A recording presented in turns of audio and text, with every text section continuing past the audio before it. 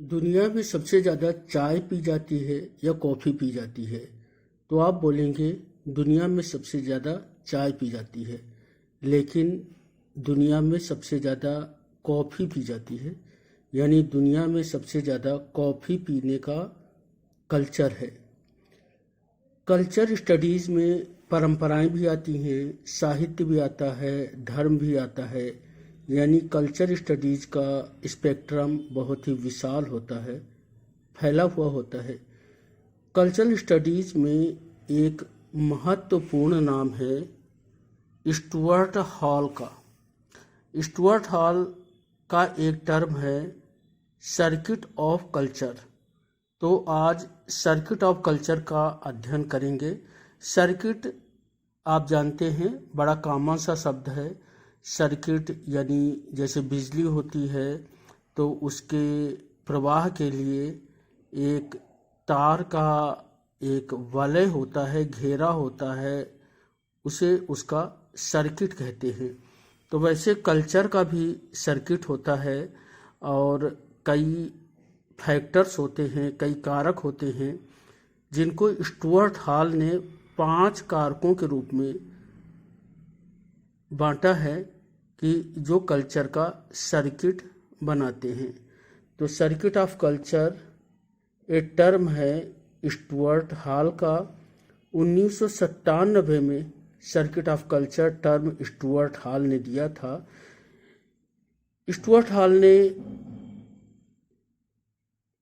बताया है कि जो कोई प्रोडक्ट होता है, वह कोई उत्पाद होता है, वह किसी समाज में, कल्चर में प्रभावित करता है, बहुत सारे चीज़ों को, बहुत सारी व्यवस्थाओं को वह अफेक्ट करता है, इम्पैक्ट क्रिएट करता है, अपना प्रभाव डालता है और वह प्रभावित भी होता है। यानी प्रोडक्ट प्रभावित करता भी है और प्रोडक्ट प्रभावित होता भी है।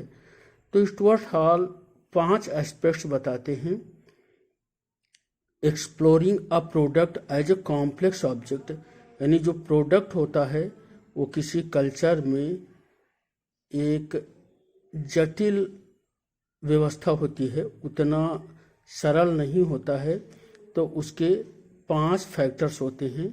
पहला रिप्रेजेंटेशन है, दूसरा आइडेंटिटी है, तीसरा प्रोडक्शन है, चौथा कंजप्शन है और 5वां रेगुलेशन है।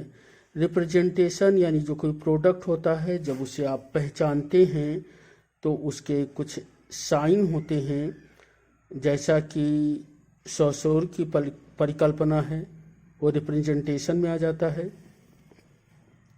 आइडेंटिटी उसकी कुछ मीनिंग होती है जिससे आप उसे समझते हैं, वो आइडेंटिटी में आ जाता है। जब उसे आप ग्रहण करते हैं,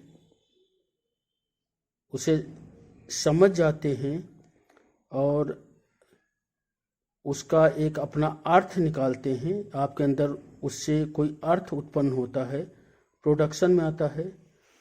उस अर्थ को आत्मसात कर लेते हैं, कंजप्शन में आता है और वह अन्य चीज़ों के सापेक्ष जो उसके संबंध होते हैं, प्रभावित करने का, प्रभावित होने का, और उसका जो नियमन होता है वो रेगुलेशन में आता है।